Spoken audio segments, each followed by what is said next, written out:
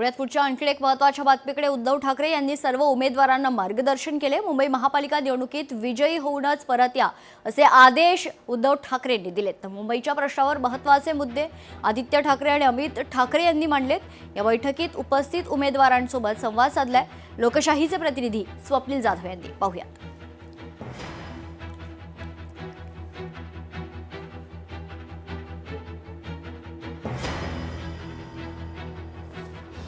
एक युवा आहे, पहिल्यांदा मला ही संधी मिळाली आहे। आपले जे माननीय उद्धव साहेब ठाकरे आहे आणि आदित्य साहेब ठाकरे आहे, पहिला तर त्यांचा खूप आभारी आहे की त्यांनी मला हे संधी मिळाली आहे मला। तर त्यांचा विश्वास आहे की आपण युवा आहे तर एक नवीन नेतृत्व आहे। तर आजचा एक्सपिरियन्स खूप चांगला होता, त्यांनी प्रॉपर प्लॅनिंग केली होती। 22 वर्ष मी शिवसेनेचं काम करते। प्रभागात काम करताना अनेक समस्या असतात लोकांच्या, आणि आता तर ज्या गोष्टी घडत आहेत राजकारणात, अत्यंत खराब पद्धतीने राजकारण चालू आहे। या प्रभागांमध्ये आम्ही गेली खूप वर्ष काम केल्यामुळे शिवसेना उद्धव बाळासाहेब ठाकरे गटाला अत्यंत चांगला प्रतिसाद त्या विभागात आहे। सबसे बड़ा प्रॉब्लम यही है, और ये अंदर भी पॉइंट उठाया गया था आदित्य सर ने और अमित सर ने दोनों ने, कि हमारे पास शौचालय नहीं है, उसके बेनिफिट्स नहीं है, जहाँ जहाँ है वो मेंटेन ही नहीं किए गए हैं। तो मेंटेनेंस उसका होना चाहिए, और हर जगह पे हर 2 किलोमीटर पे 1.5 किलोमीटर पे एक शौचालय होना चाहिए। उद्धव साहब ने बस बोला कि हम सबको एक साथ में होकर लड़ना है, जैसे कि वो दोनों भाई उद्धव साहब और राज साहब दोनों साथ में हैं, उनके साथ में पवार साहब भी है, और हम सब एक टीम है। हमारे साथ गद्दारी किए हैं लोगों ने, चाहे वो अजीत दादा हो, एकनाथ शिंदे हो, ये सब ने गद्दार है। और इस बार मुंबई में उनको कोई एंटरटेन नहीं करेगा।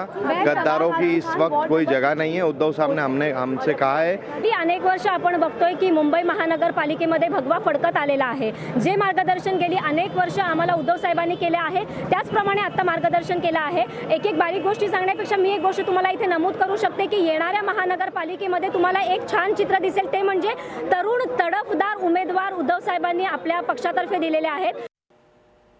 जशी लढाई मुघलांबरोबर झाली तशीच लढाई महानगरपालिकेची असून लढायचे, जिंकायचे आणि जल्लोष करायचे। बैठकीत उद्धव ठाकरे यांनी पदाधिकाऱ्यांना आवाहन केले। 2 गुजराती यांच्या हातात आपल्याला मुंबई द्यायची नाही, एकही जागा नतद्रष्ट्यांच्या हाती द्यायची नाही। जे आता इथे आले आहेत ते सर्व निवडून आले पाहिजे असे देखील उद्धव ठाकरे म्हणाले। सूर्याजी पिसाळ सारखा गद्दारीचा टिळा 400 वर्ष झाली तरी मिटला नाही, तर या गद्दारांचं काय?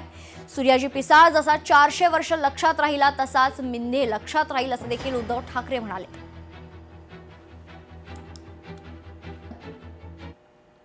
दरम्यान उद्धव ठाकरेंनी उमेदवारांना कानमंत्र दिलाय। लढायला उभे राहिले आहात तर लढा, कोणी गद्दारी करू नका, आणि ज्यांनी गद्दारी केली आहे त्यांना गाडून टाका।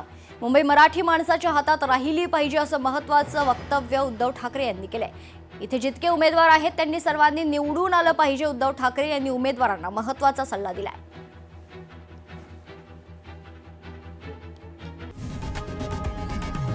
लोकशाही मराठी ऐका, पहा, जागरूक रहा।